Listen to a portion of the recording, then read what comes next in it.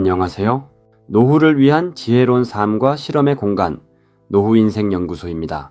최근 국민건강보험공단에서 발표한 한 보고서에 따르면 60대 이상 성인 중 무려 99%가 인생을 돌아보며 똑같은 후회를 한다고 합니다. 놀랍게도 그들의 후회는 이렇게 시작됩니다. 그때 건강 좀 챙겨둘 걸, 하고 싶었던 일을 한 번이라도 시도해볼 걸. 오늘 영상에서는 70을 넘긴 인생 선배들이 공통적으로 후회했던 10가지 이야기를 함께 살펴보려 합니다. 지금 우리는 그들이 이미 지나온 길 그 한가운데에 서 있습니다. 그들의 후회는 우리가 지금 무엇을 선택해야 하는지 알려주는 중요한 이정표가 되어줄 것입니다. 이제는 그때 그랬더라면 하는 삶이 아니라 지금부터라도 괜찮아질 수 있다는 용기로 인생 2막을 다시 써야 할 때입니다. 그리고 오늘 이 영상을 끝까지 보신다면 수많은 사람들이 놓쳐버린 인생의 중요한 10가지 깨달음을 당신은 놓치지 않을 수 있을 겁니다. 지금부터 함께 시작해볼까요?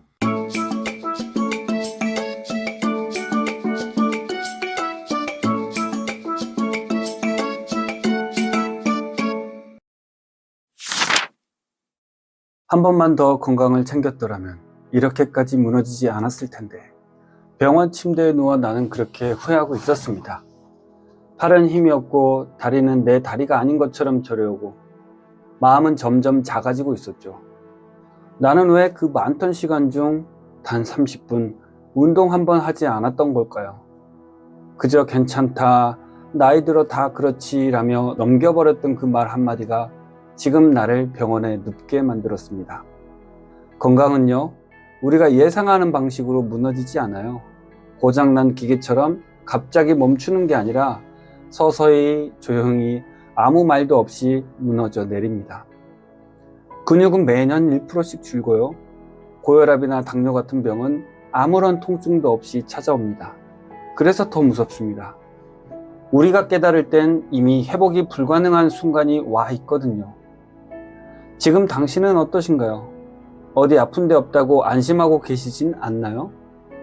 사실 우리 대부분은 아플 때까지는 건강을 소홀히 하죠. 그리고 아프고 나면 돈이 있어도 시간이 있어도 그 어떤 것도 이 몸 하나 못 살립니다. 노후 자산을 꼬박꼬박 모았지만 그 돈 결국 병원비로 다 나갑니다. 국민건강보험 통계에 따르면 70세 이후 월 평균 병원비는 35만 원이 넘어요. 그 돈 여행 가서 쓰면 얼마나 좋을까요? 가장 마음 아픈 건 가족에게 짐이 되는 순간입니다. 나는 괜찮다는 말이 자식들에게는 간병비 걱정, 요양시설 알아보기, 자기 삶 포기하기로 다가오거든요. 그리고 세상에서 제일 무력한 순간은 내가 하고 싶은 걸 떠올렸을 때 몸이 움직이지 않을 때입니다. 친구가 여행 가자고 불러도 계단 몇 칸만 올라가도 숨이 차서 그냥 못 간다고 말하게 되는 순간, 그제서야 사람들은 알게 됩니다. 건강을 잃는 순간 모든 게 무너진다는 걸. 하지만 늦지 않았습니다. 지금부터, 오늘부터 작은 걸 시작해보세요. 하루에 30분 걷기. 그거 하나로 낙상 위험이 줄고 근육이 유지됩니다. 소금 조금만 덜 넣고 달달한 간식 하나만 참아내는 습관. 그거 하나가 당뇨, 고혈압을 막습니다. 그리고 술과 담배, 그거 끊는다고 인생 재미없어지지 않아요. 오히려 심장이 가볍고 숨이 깊어져요. 한 해에 한 번만 정기 검진을 받아보세요. 몸속에서 몰래 진행되던 병을 그 한 번이 막아낼 수도 있습니다. 건강은 복권이 아닙니다. 기다리면 오는 게 아니라 지켜야 오는 겁니다. 인생 2막을 원하시나요? 그렇다면 건강은 선택이 아니라 의무입니다. 늦지 않았습니다. 지금 이 영상을 보는 순간 당신은 이미 첫 발을 내디뎠습니다. 우리 함께해요. 시니어 인생연구소와 함께라면. 자, 다음은 99%가 후회한 70세의 진짜 후회 두 번째입니다. 결혼한 지 30년, 40년 그렇게 평생을 함께 온 사람인데 어느새 대화는 줄고 웃는 일도 줄고 고맙다는 말 한마디 없이 하루하루가 흘러갔습니다. 바쁘다는 이유로, 피곤하다는 핑계로 점점 말수가 줄었고 익숙하다는 이유로 서로를 당연하게 대했습니다. 그땐 그게 사랑인 줄 알았습니다. 말하지 않아도 알 거라고 믿었고 말하지 않아도 함께 있다는 것만으로 충분하다고 생각했죠. 하지만 세월이 지나고 나면 그런 침묵이 얼마나 깊은 외로움이었는지를 깨닫게 됩니다. 요즘 들어 황혼 이혼이 많아졌다는 뉴스를 자주 접합니다. 통계청에 따르면 60대 이상 부부의 이혼율은 지난 10년 사이 거의 2배 가까이 증가했다고 합니다. 놀라운 건 그중 많은 경우가 아내가 먼저 이혼을 이야기한다는 겁니다. 이유는 단순합니다. 돈 때문도 외도 때문도 아닙니다. 바로 마음이 안 통해서입니다. 너무 오래 말이 없었고 너무 오랫동안 무심했기 때문입니다. 한 68세 남성의 이야기가 마음에 남습니다. 30년을 함께 살았습니다. 큰 문제도 없었고 다툼도 거의 없었어요. 그런데 어느 날 아내가 조용히 짐을 싸서 친정으로 가더라고요. 이유를 묻자 이렇게 말했습니다. 나는 당신과 이제 부부가 아니라 그냥 같이 사는 사람일 뿐이야. 그 순간 제가 뭘 잘못했는지 머릿속이 하얘졌습니다. 돌이켜보니 고맙다는 말도 사랑한다는 말도 한 번도 해본 적이 없었습니다. 그저 가족을 위해 살아왔다는 자부심 하나로 버텼는데 정작 가까이에 있던 사람의 마음을 놓친 거죠. 이 이야기가 남의 일 같지 않게 느껴지는 분들이 많을 겁니다. 자식은 언젠가 다 출가하고 친구들도 각자의 삶으로 바빠집니다. 결국 인생의 마지막까지 곁에 남은 사람은 함께 살아온 배우자입니다. 그런데 그 배우자와 마음이 멀어졌다면 그 외로움은 상상 이상으로 큽니다. 말하지 않으면 점점 더 어색해지고 무뚝뚝함이 쌓이면 어느 순간 벽이 되어버립니다. 같은 집에 살면서도 서로 다른 세상에 사는 사람처럼 느껴질 수도 있습니다. 그렇다고 손 놓고 있을 수는 없죠. 지금부터라도 작은 것부터 시작하면 됩니다. 아침에 일어나서 잘 잤어? 한마디. 밥상에서 맛있다, 고마워 하는 말. 하루를 마치며 오늘도 고생했어 라는 짧은 인사. 그 몇 마디가 쌓이면 관계는 분명 달라집니다. 손 한번 잡아보세요. 말보다 더 큰 위로가 됩니다. 함께 산책을 해보고 같이 시장에 가보고 커피 한 잔 마시면서 이런저런 이야기를 나눠보세요. 예전 사진을 꺼내어 젊은 시절 함께 떠올리는 것도 좋습니다. 그런 소소한 기억 나눔이 둘 사이의 거리감을 줄여줍니다. 미국 작가 니콜라스 스파크스는 이렇게 말했습니다.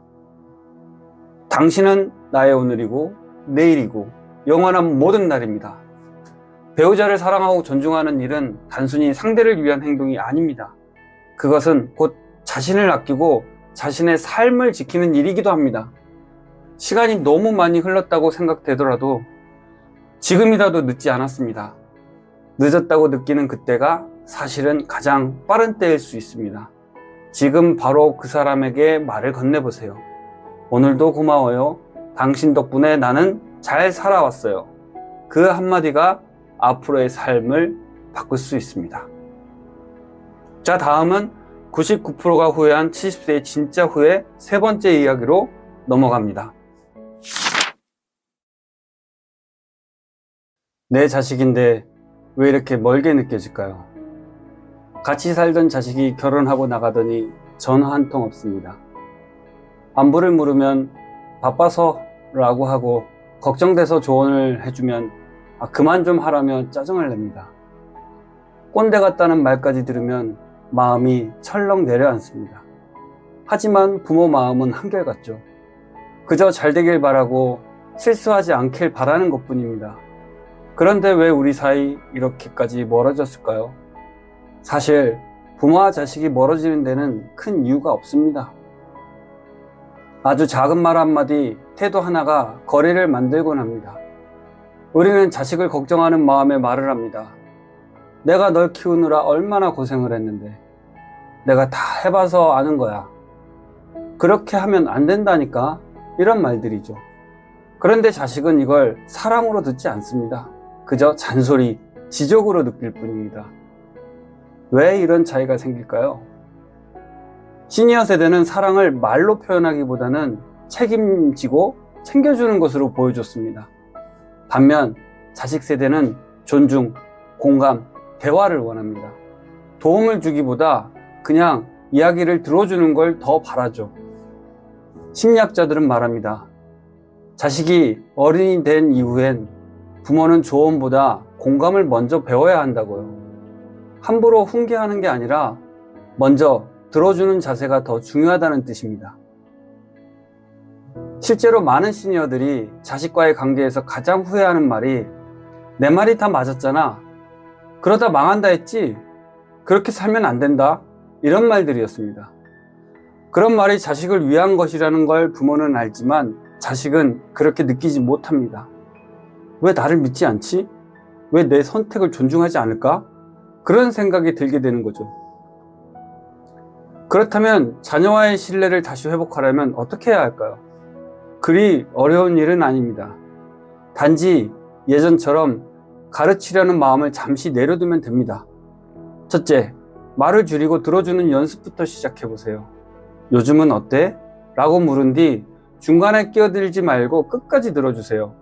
조언 없이 듣기만 해도 자식은 믿어주는구나 하고 느낍니다. 둘째, 긍정적인 말을 더 많이 해보세요. 내가 그렇게 생각한 이유가 있었겠구나. 그 선택도 나도 이해돼. 이런 말 한마디가 자녀의 마음을 열게 합니다. 셋째, 응원의 메시지를 문자나 메모로 남겨보세요. 엄마는 언제나 내 편이야. 아빠는 늘 너를 믿는다. 짧은 말이라도 진심이 담긴 메시지는 오래 기억에 남습니다. 넷째, 함께하는 시간을 만들어 보세요. 짧게 맛집에 다녀오거나 근처 공원에서 산책을 해보는 겁니다. 많은 대화를 하지 않아도 함께 있다는 것 자체가 정서적 거리를 줄여줍니다. 미국의 심리학자 브레네 브라운은 이렇게 말했습니다. 가장 강한 유대는 말보다 공감에서 시작된다. 자녀는 여전히 부모를 필요로 합니다. 다만 예전처럼 도움을 바라는 게 아니라 지지와 믿음을 주는 조용한 울타리가 되어주길 바라는 거죠. 오늘 이 영상을 보신다면 자녀에게 전화 한 통 해보세요. 잔소리는 잠시 접어두고 잘 지내지? 이 한마디면 충분합니다. 말보다 따뜻한 진심이 이전보다 더 가까운 사이를 만들어줄 수 있습니다. 자, 다음은 99%가 후회한 70세의 진짜 후회 네 번째 이야기로 넘어갑니다.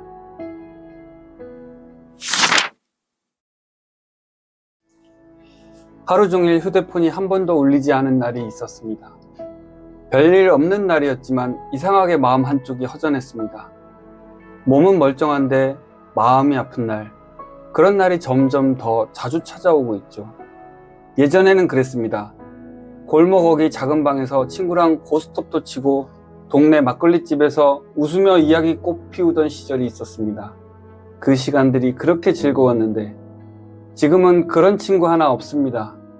자식들은 바쁘고 배우자도 곁에 없고 하루를 혼자 보내는 날이 늘어가면서 외로움은 마음뿐 아니라 건강까지도 갉아먹기 시작합니다. 누구 하나 걱정해주는 사람 없이 나이 들어가는 길이 참 쓸쓸하게만 느껴집니다. 그런데 여러분, 과학자들은 말합니다. 사람은 사람과 연결되어 있을 때 오래 산다고요. 미국 브리검영 대학의 연구에 따르면 사회적 관계가 단절된 노년층은 그렇지 않은 노년층보다 사망 위험이 26%더 높다고 합니다.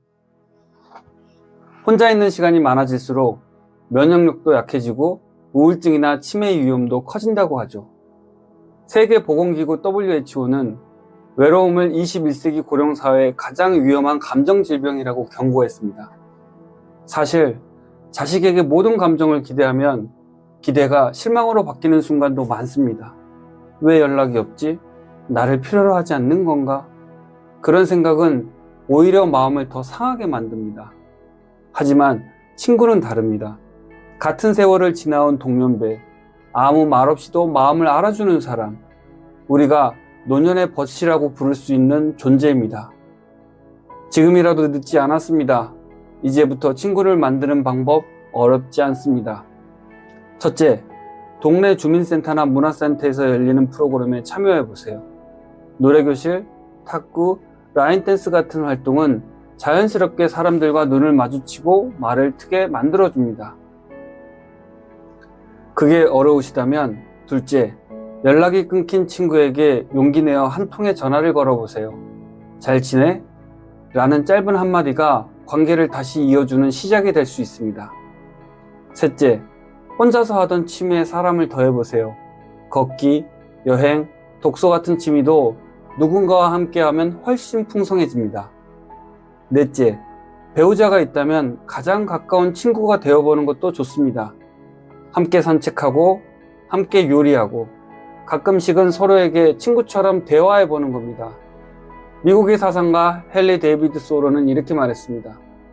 진정한 친구는 멀리 있어도 곁에 있는 것처럼 느껴지는 사람이다. 그리고 저는 이렇게 말하고 싶습니다. 친구 한 명을 만드는 건 고독한 노년을 이겨내는 백신을 맞는 것과 같습니다. 오늘 하루 잊고 지낸 친구 한 명에게 전화를 걸어보세요. 많은 친구도 필요 없습니다. 딱 한두 명의 친구면 충분합니다. 지금까지 99%가 후회한 70세의 진짜 후회 10가지 중 아래 4가지를 말씀드렸습니다. 어떠셨는지요? 다음 2편에서는 99%가 후회한 70세의 진짜 후회 10가지 중 나머지 6가지 이야기를 전해드리겠습니다. 구독, 알림 설정하시면 빠르게 시청하실 수 있습니다.